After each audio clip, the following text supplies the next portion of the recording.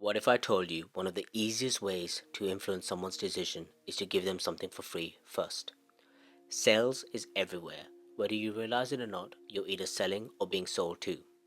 For many people, the word sales carries a negative meaning. We picture a sleazy salesman, manipulation, being taken advantage of. These tactics feel obvious, but the most effective influence doesn't look like that. To overcome your apprehension, the best sellers are far more subtle. Because most influence doesn't feel like influence. It happens quietly, through small gestures, social expectations, and psychological triggers we rarely question. And one of the most powerful of all of them is the rule of reciprocation. This rule says that when someone gives us something, a favor, a gift, attention, kindness, we feel an internal pressure to give something back. And that instinct isn't a bad thing. In many ways, it's what holds society together. It builds trust, it encourages cooperation, it strengthens relationships. Think about it this way. If a friend buys you a coffee, you'll probably get the next one. If someone gives you a gift, you feel compelled to get them something back. If someone helps you, you feel like you owe them something. We all carry an invisible ledger of favors, debts, and IOUs, and most of the time that works in our favor. But what happens when that instinct is deliberately used against you? What happens when marketeers, salespeople, charities, businesses, even people in your personal life understand this rule better than you do? That's what we're exploring today, because once you understand reciprocation, you start noticing just how often it is shaping your decisions. So, what is reciprocation? It's often misunderstood. Most people think it's simply giving something for free out of the goodness of your heart, but that's not quite accurate. Reciprocation isn't about pure generosity, it's about exchange. It's a social rule of give and take. When someone does something for us, a favor, a gesture, an act of kindness, we feel compelled to return it. That's the key idea. An initial act of perceived goodwill creates a sense of obligation to respond in kind, not because we're forced to, but because psychologically it feels like the right thing to do. Reciprocation isn't just about generosity, it's obligation disguised as kindness. So, why is the rule of reciprocation so powerful? Because it's deeply rooted in our social and cultural evolution. Across history, survival depended on cooperation. No individual could do it alone. People relied on each other for food, protection, shelter, tools, and support. And reciprocation made this possible. It created trust. If I help you today, there's an expectation it may come back tomorrow. If I contribute to the group, I build social credit. This invisible system of obligation allowed us to move beyond survival into organized societies built on exchange. It enabled division of labor. One person hunts, another builds, another creates tools, another takes care of the children. All because people trust that contribution will be repaid. Without reciprocation, sharing becomes too risky. Why give if nothing comes back? Why sacrifice if others take advantage? So societies develop strong pressure around this.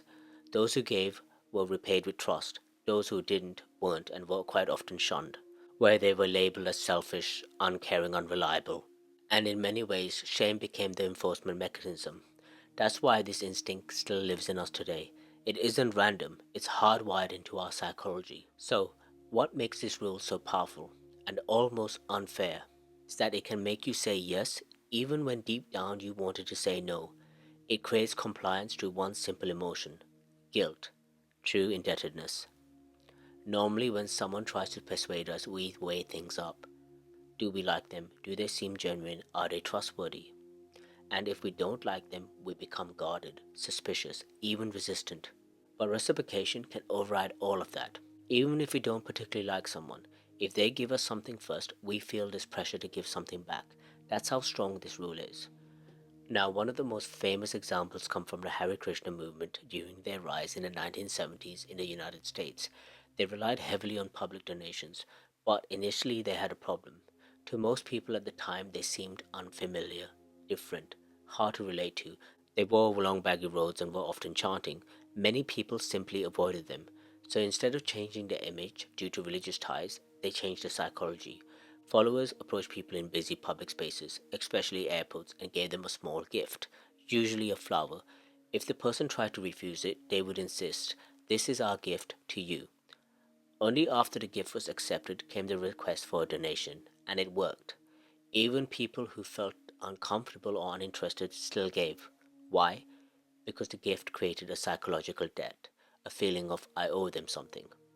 It could override dislike, bypass logic, trigger obligation before reason had time to respond.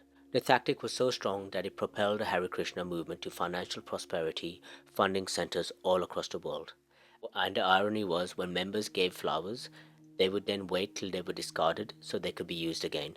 Now, it's important to know this doesn't just happen in sales, it happens everywhere. Politics often runs on favors. Support me today and I'll support you tomorrow. This is also why corporations, lobbyists, and donors provide funding and support, as there's an expectation that it will be paid back in the form of some type of influence later. Business. You know this far too well. Free samples, free trials, complimentary offers, they all trigger the same response. If they gave me something, I should give something back.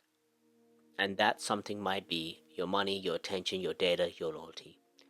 We even experience it in our personal lives. We help someone because they've helped us. We attend events out of obligation. Think about weddings, birthdays. We struggle to say no to people who've been there for us, who all have done something or who have done something for us. One of the most powerful aspects of this rule is that it works even when you didn't ask for anything.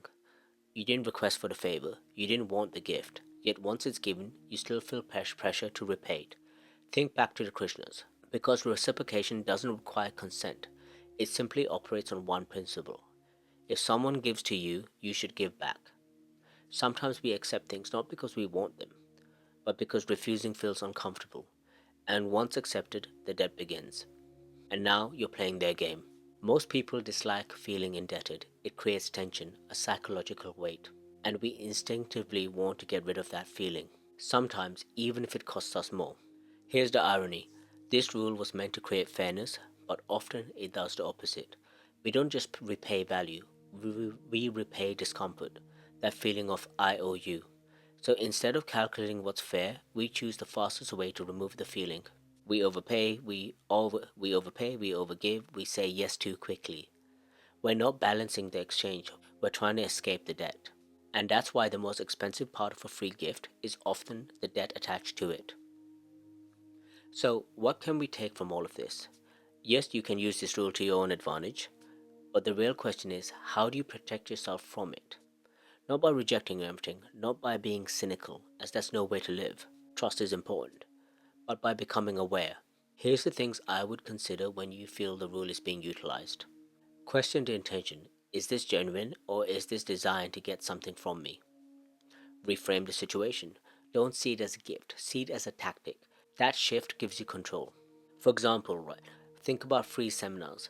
They give you value up front, but at the end, here comes the pitch, where they try to get you to sign on for something where you gotta pay.